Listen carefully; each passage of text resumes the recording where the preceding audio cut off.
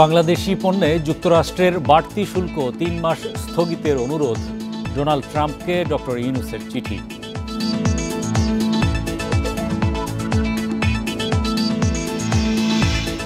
নতুন উদ্যোক্তাদের জন্য ৯০০ কোটি টাকার তহবিল শিগগিরই প্রজ্ঞাপন, বিনিয়োগ সম্মেলনে গভর্নর।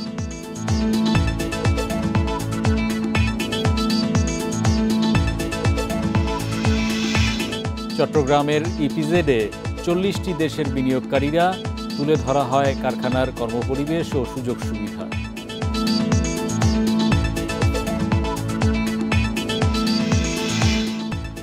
মার্চে $৪২৫ কোটি পণ্য রপ্তানি, প্রবৃদ্ধি প্রায় ১১.৫%, তৈরি পোশাকের আয় $৩৪৫ কোটি।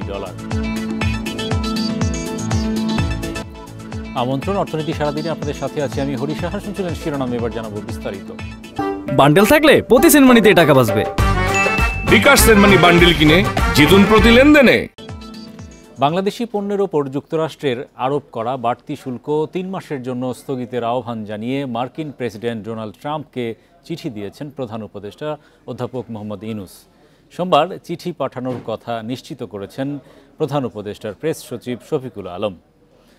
৩ মাস সময় পেলে যুক্তরাষ্ট্রের সাথে আলোচনা করে বাংলাদেশ একটি টেকসই সমাধান বের করতে পারবে বলেও আশা প্রকাশ করেছেন প্রধান উপদেষ্টা। চিঠিতে তিনি বলেন, দেশটি তার অনুরোধে সাড়া দেবেন বলে তার বিশ্বাস।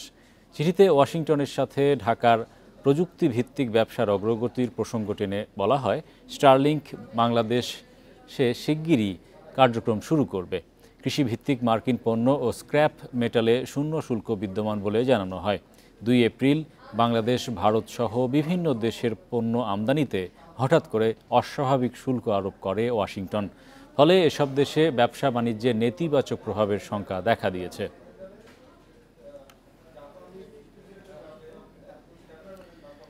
স্টার্টআপ কোম্পানিগুলোকে মূলধন জোগাতে ৮০০ থেকে ৯০০ কোটি টাকার বিশেষ তহবিল গঠন করছে কেন্দ্রীয় ব্যাংক। শিগগিরই প্রজ্ঞাপন জারি হবে বলে জানিয়েছেন governor doctor Ahsan H Mansur.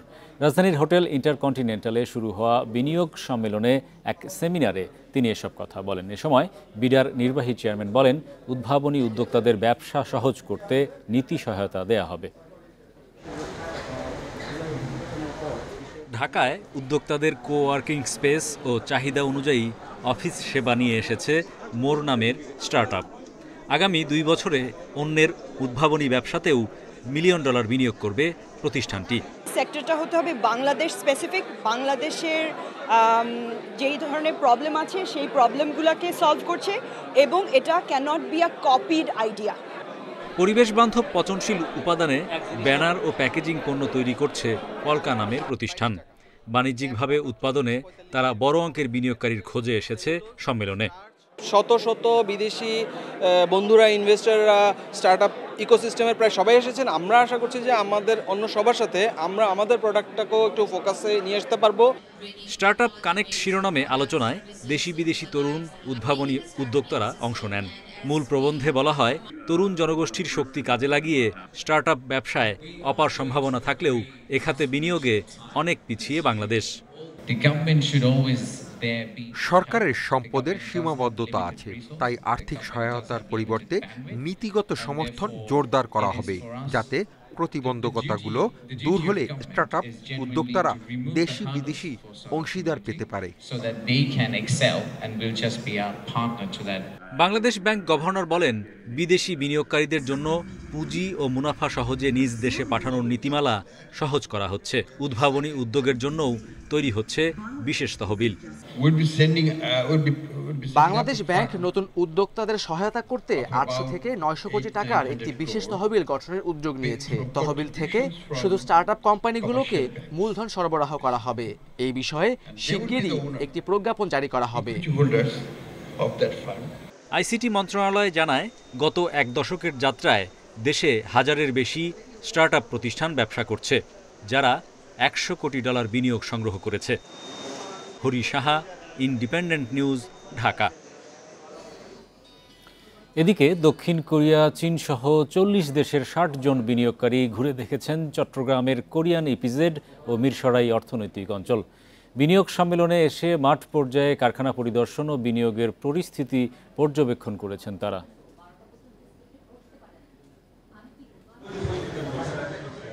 আন্তর্জাতিক বিনিয়োগ সম্মেলনের প্রথম দিনে দক্ষিণ কোরিয়া, চীন সহ 40 দেশের 60 জন প্রতিনিধি ঘুরে দেখেন চট্টগ্রামের আনোয়ারার কোরিয়ান ইপিজেড।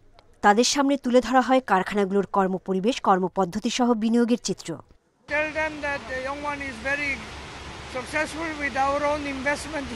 চট্টগ্রামে বিনিয়োগের যে সুযোগ সুবিধা তা বিনিয়োগকারীদের জন্য অত্যন্ত উপযোগী এবং বিদ্যমান পরিবেশে বিনিয়োগকারীদের বিনিয়োগের আহ্বান জানাচ্ছি। আমরা কোরিয়ান ইপিজেড তাদেরকে ওয়েলকাম করেছি যে তারা এখানে আসুক, ভিজিট করুক, দেখুক বাংলাদেশে ইপিজেডগুলির অবস্থা কীরকম। মাঠ পর্যায়ে সার্বিক চিত্র দেখে আসার কথা জানিয়েছেন বিদেশি বিনিয়োগকারীরা। নানা সীমাবদ্ধতা নিরসনে সরকারের সদিচ্ছাকে ইতিবাচক হিসেবে দেখছেন তারা। আমি মনে করি বাংলাদেশে এখনই বিনিয়োগের উপযুক্ত সময়। এখানে বিনিয়োগের সুযোগ অনেক বেশি। বিদেশি বিনিয়োগকারীদের জন্য যদি আমাদের ফ্রেমওয়ার্কটা সহজ হয়, আমরা যদি ইনভেস্ট করে স্বাচ্ছন্দ্য বোধ করি, আমরা আরও করব। সম্মেলনের মাধ্যমে বিশ্ব দরবারে বাংলাদেশকে বিনিয়োগের একটি ভালো গন্তব্য হিসেবে তুলে ধরাই লক্ষ্য বলে জানিয়েছে আয়োজক সংস্থা। এখানে গ্যাস, বিদ্যুৎ, পানির যে কী ধরনের অ্যাভেলেবিলিটি আছে সেগুলোও তারা স্বচক্ষে দেখতে আসছে এবং আমাদের বিশ্বাস আজকে যে কোরিয়ান ইপিজেডের যে বর্তমান অবস্থা, এই অবস্থা দেখে তারা আগামীতে এখানে বিনিয়োগে উদ্বুদ্ধ হবে এবং বাংলাদেশে বিদেশি বিনিয়োগ পর্যায়ক্রমে বৃদ্ধি পাবে। কোরিয়ান ইপিজেড ছাড়াও মিরসরাই বিশেষ অর্থনৈতিক অঞ্চল পরিদর্শন করেন প্রতিনিধি দলের সদস্যরা। Independent news. শুরু হয়েছে 4 দিনের বিনিয়োগ সম্মেলন। প্রথম দিন ঢাকার ইন্টারকন্টিনেন্টাল এবং চট্টগ্রামে দিনব্যাপী ছিল কর্মসূচি। এ বিষয়ে বিস্তারিত জানাতে আমাদের সঙ্গে যুক্ত হচ্ছেন চট্টগ্রাম থেকে আব্দুল্লাহ রাকিব এবং ঢাকা থেকে তহিদ রানা। প্রথমেই যাচ্ছি চট্টগ্রামে। রাকিব, আজকের দিনের কর্মসূচিতে বিনিয়োগকারীরা কি কি রেখেছিলেন? তারা বাংলাদেশের কারখানাগুলো দেখে কি অভিব্যক্তি ব্যক্ত করেছেন? যে দিনের শুরুতে আজকে যে 60 জনের যে প্রতিনিধি দল এসেছিল তারা প্রথমেই আনোয়ারায় অবস্থিত যে কোরিয়ান ইপিজেডটি রয়েছে সেই কোরিয়ান ইপিজেড পরিদর্শন করেন এবং সেখানকার যে কারখানাগুলো রয়েছে অর্থাৎ ইয়ংওয়ান কর্পোরেশনের ব্যবস্থাপনায় যে কারখানাগুলো গড়ে উঠেছে সেই কারখানাগুলো ঘুরে দেখেন। প্রায় 45টি কারখানা, সেই কারখানাগুলোর কর্মপরিবেশ, শ্রমিকদের কর্মদক্ষতা এবং সর্বাঙ্গীনভাবে প্রাকৃতিক পরিবেশ নিশ্চিত করে একটা বিশেষ অর্থনৈতিক অঞ্চল কিভাবে গড়ে তোলা হয়েছে এবং সেখানে প্রতিটি কারখানা কিভাবে পরিকল্পিতভাবে গড়ে তোলা হয়েছে সেটি তারা সচক্ষে দেখেন। তবে তাদের সাথে যখন আমরা কথা বলেছি তারা জানিয়েছেন যে তাদের ধারণার বাইরে ছিল এখানকার এই কর্মপরিবেশ এমন তো দারুণ হতে পারে এবং তারা বলছেন যে এখানকার তাদের যে ধারণা ছিল সেই ধারণার অনেকটাই পরিবর্তন হয়েছে এই সফরের মধ্য দিয়ে। দিনের অর্ধেক পর্যন্ত তারা সেখানে অবস্থান করেন এবং সেখানকার যে কর্তৃপক্ষ রয়েছে তাদের সাথে মত বিনিময় করেন এবং তাদের নানা প্রশ্ন, তাদের নানা জিজ্ঞাসা সেটি তাদেরকে করে থাকেন। পরবর্তীতে বিকেলবেলায় প্রতিনিধি দলটি মিরসরাই যে বিশেষ অর্থনৈতিক অঞ্চল রয়েছে সেখানে আসেন এবং সেখানকার যে প্রতিষ্ঠানগুলো আছে, এখানকার অধিকাংশ প্রতিষ্ঠান এখনো নির্মাণাধীন, তবে 11টি প্রতিষ্ঠান এখনো উৎপাদনে গেছে। সেই প্রতিষ্ঠানগুলো ঘুরে দেখেছেন, এখানকার পরিষেবা কি রকম দিয়ে থাকে এবং যারা বিনিয়োগ করেছেন তাদেরকে কি ধরনের সুযোগ সুবিধা দেওয়া হচ্ছে এবং কি ধরনের কর্মতৎপরতা এখানে চলছে সেটি তারা একেবারে 30,000 একর জায়গা জুড়ে যে বিশেষ এই অর্থনৈতিক অঞ্চল সেখানে ঘুরে দেখেছেন এবং তারা সন্তুষ্টির কথা জানিয়েছেন। অনেক বিনিয়োগকারী বলেছেন যে তারা এখানকার পরিবেশ দেখে তারা বিনিয়োগে আগ্রহী, তবে সেটি সময়ের সাথে সাথে তারা আসলে বলতে পারবেন যেহেতু এটি দীর্ঘ প্রক্রিয়া, ফলে তাদের এই সফর অনেকটাই সফল, এটি বলছে বেজা কর্তৃপক্ষ। ধন্যবাদ রাকিব। আমরা এবার ঢাকায় তহিদ রানা রয়েছেন ইন্টারকন্টিনেন্টাল হোটেলে, আমরা তার কাছ থেকে জানবো সারাদিনের কর্মসূচিতে কি ছিল। ব্রিফ করেছে বিডা চেয়ারম্যান, তিনি আসলে কি বলছিলেন? কিছুক্ষণ আগে 4 দিনের যে বিজনেস সামিট সেটির প্রথম দিনের কার্যক্রম শেষ হয়েছে। আপনি জানেন যে সকাল থেকে স্টার্টআপদেরকে নিয়ে এই সম্মেলনটি হয়েছিল এবং আজকে বিডা চেয়ারম্যান শেষে আমাদেরকে সংবাদ সম্মেলনে যেমনটা জানিয়েছেন যে 1600-র মতো দেশি বিদেশি উদ্যোক্তারা আজকে এই সম্মেলনে যোগ দিয়েছেন এবং তারা তাদের মতামত দিয়েছেন। এখানে কথা বলেছেন বিভিন্ন উদ্যোক্তারা এবং দেশি উদ্যোক্তারা তারা বিদেশি বিনিয়োগকারীদের সঙ্গে সরাসরি কথা বলার সুযোগ পেয়েছেন এবং একে অপরের সঙ্গে মত বিনিময় করেছেন এবং সংবাদ সম্মেলনে শেষে সংবাদ সম্মেলনে বিডা চেয়ারম্যান যেমনটা জানিয়েছেন যে বাংলাদেশ ব্যাংকের তরফ থেকে স্টার্ট আপদের জন্য যে 900 কোটি টাকার ফান্ড সেটি আগামী 1 মাসের মধ্যে ছাড় দেওয়া হবে এমনটি তিনি জানিয়েছেন এবং এটি ব্যবহার করে বিনিয়োগকারীরা তাদের যে নতুন নতুন সম্ভাবনা এবং উদ্ভাবনী শক্তি কাজে লাগিয়ে তারা এই ফান্ডটি ব্যবহার করে তারা তাদের অগ্রগতির দিকে এগিয়ে যেতে পারবে এবং পাশাপাশি ইনসেপ্টা থেকে $1 মিলিয়ন একটি বিনিয়োগ একটি ফান্ডের কথা তিনি জানিয়েছেন এটি স্টার্ট আপরা ব্যবহার করতে পারবেন। আর এছাড়া বিডার চেয়ারম্যান যেমনটা বলেছেন যে তারা যে বিনিয়োগের যে পরিবেশ সেই পরিবেশ তৈরিতে আসলে বাংলাদেশের বিদেশি বিনিয়োগকারীদেরকে আকৃষ্ট করার ক্ষেত্রে তারা সেই ভূমিকাটা রাখার চেষ্টা করছেন। পাশাপাশি আমাদের দেশে যারা উদ্যোক্তারা আছেন নতুন উদ্যোক্তাদের ক্ষেত্রে যে সকল সমস্যা যে বিশেষ করে ট্রেড লাইসেন্স থেকে শুরু করে ঋণ পাওয়ার যে জটিলতা সেই সকল জটিলতা দূর করতে আসলে তারা চেষ্টা অব্যাহত রেখেছেন এবং আগামীকাল ধন্যবাদ রানা আমাদের সঙ্গে যুক্ত হওয়ার জন্য। সম্পূর্ণ অটোমেটেড মেশিনে তৈরি সাপোর্ট ফাইবার গ্লাস শিট ব্যবসা এবার হবেই হিট। মার্চ মাসে $425 কোটি পণ্য রপ্তানি করেছে বাংলাদেশ, যা আগের বছরের একই সময়ের তুলনায় 11.44% বেশি। সোমবার রপ্তানি উন্নয়ন ব্যুরো ইপিবি থেকে এ তথ্য জানানো হয়েছে। ইপিবির তথ্য মতে গত বছরের মার্চে রপ্তানি হয়েছিল $381 কোটি পণ্য, যা এবছরে বেড়ে দাঁড়িয়েছে $424 কোটি। ইপিবির তথ্য বলছে 2024-25 অর্থ বছরের প্রথম 9 মাসে মোট রপ্তানি আয় হয়েছে $3,719 কোটি, যা আগের অর্থ বছরের একই সময়ের চেয়ে 10.63% বেশি। এদিকে শুধু মার্চে পোশাক খাতে রপ্তানি আয় দাঁড়িয়েছে $345 কোটি, যা গত বছরের একই সময়ে ছিল $307 কোটি। ঈদের ছুটির কারণে মার্চ মাসে কিছু পণ্য আগেই পাঠানো হয়েছিল, যার প্রভাবে পোশাক রপ্তানি বেড়েছে বলে মনে করে শিল্পটির ব্যবসায়ীরা। জাটকা রক্ষায় পয়লা বৈশাখে পান্তা ইলিশ না খাওয়ার আহ্বান জানালেন মৎস্য উপদেষ্টা ফরিদা আক্তার। দুপুরে সচিবালয়ে এক সংবাদ সম্মেলনে তিনি এই আহ্বান জানিয়ে বলেন, বৈশাখে ইলিশ খাওয়া সংস্কৃতির অংশ নয়। উপদেষ্টা জানান, আগামী 8 থেকে 14 এপ্রিল জাটকা সংরক্ষণ সপ্তাহ পালন করবে সরকার।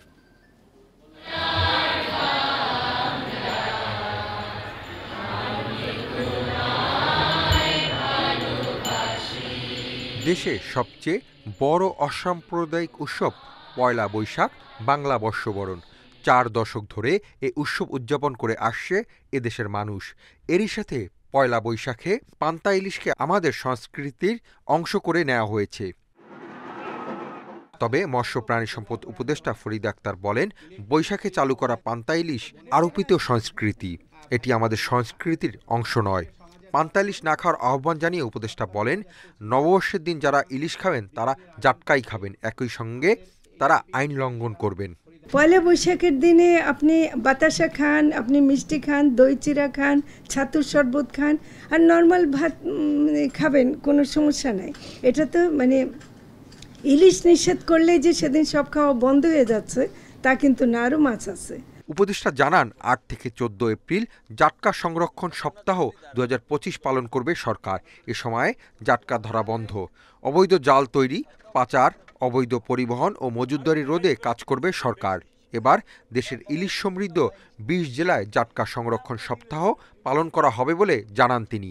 বঙ্গোপসাগরে মৎস্য আহরণ নিষিদ্ধকাল এবার নতুন করে হচ্ছে 15 এপ্রিল থেকে 11 জুন পর্যন্ত 58 দিন। ইলিশের পোনা জাটকা যেন নিরাপদে বাড়তে পারে, তাই 1 নভেম্বর থেকে 30 জুন পর্যন্ত দেশব্যাপী জাটকা ধরা, পরিবহন, মজুদ, কেনাবেচা নিষিদ্ধ করা হয়েছে। আমি আহ্বান জানাচ্ছি যেন এবার পান্তা ইলিশ খাওয়া না হয়। Hasif Mahmud Shah, independent news, Dhaka. কৃষি উন্নয়ন প্রকল্প বাস্তবায়নের নামে কোটি কোটি টাকা আত্মসাতের অভিযোগ উঠেছে কুষ্টিয়া বিএডিসির কর্মকর্তাদের বিরুদ্ধে। এসব প্রকল্পের বেশিরভাগেরই নেই কোনো অস্তিত্ব, তবে ব্যয় দেখানো হয়েছে শুধুমাত্র কাগজে কলমে। প্রাথমিক তদন্তে সত্যতা পেয়েছে দুদক, আর জড়িতদের বিরুদ্ধে ব্যবস্থা নেয়ার দাবি জানিয়েছেন কৃষকরা। কুষ্টিয়া, মেহেরপুর ও চুয়াডাঙ্গা নিয়ে গঠিত মুজিবনগর সেচ উন্নয়ন প্রকল্পের কুষ্টিয়া অঞ্চল। এর আওতায় 2020-21 অর্থ বছরে কৃষি উন্নয়ন ও অবকাঠামো নির্মাণের জন্য 248 কোটি টাকার প্রকল্প হাতে নেয় বিএডিসি। 2024 সাল পর্যন্ত সেখানে ব্যয় দেখানো হয়েছে 192 কোটি টাকা, অগ্রগতিও দেখানো হয়েছে 75 ভাগ।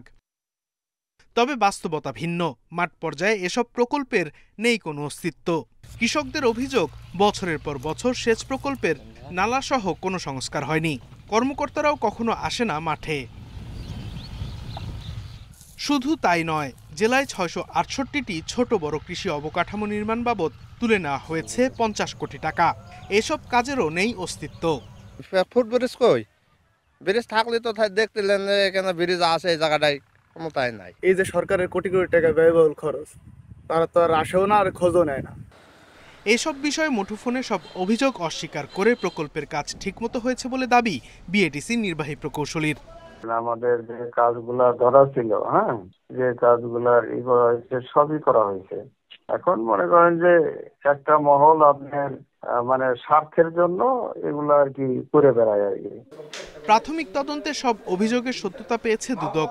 জড়িতদের বিরুদ্ধে অভিযানও চালিয়েছে বিএডিসির কুষ্টিয়া আঞ্চলিক কার্যালয়। বিভিন্ন অনিয়ম, সিন্ডিকেট, দুর্নীতি এবং সেখানে অর্থ আত্মসাতের প্রকল্প দেখিয়ে প্রকল্পের কাজ না করে অর্থ আত্মসাৎ সংক্রান্ত অভিযোগ আমাদের কাছে রয়েছে। সে বিষয়ে আমরা রেকর্ডপত্র যাচাই বাছাই করার জন্য রেকর্ডপত্র তাগিদ দিয়েছিলাম।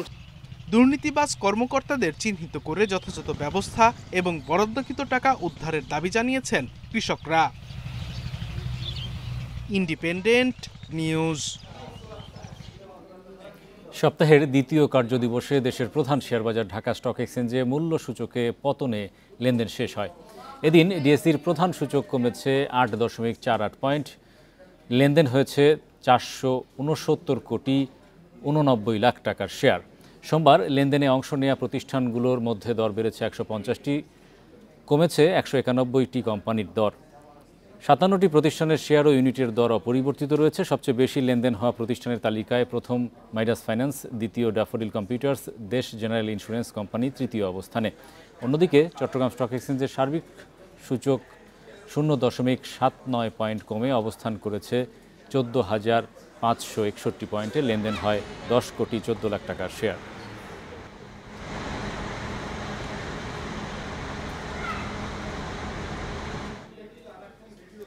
এই ছিল আজকের অর্থনীতি সারাদিনে। ইন্ডিপেন্ডেন্ট টেলিভিশনের সব খবর জানতে চোখ রাখুন ফেসবুক, ইউটিউব এবং এক্সে। আমন্ত্রণ আমাদের পরের আয়োজনে।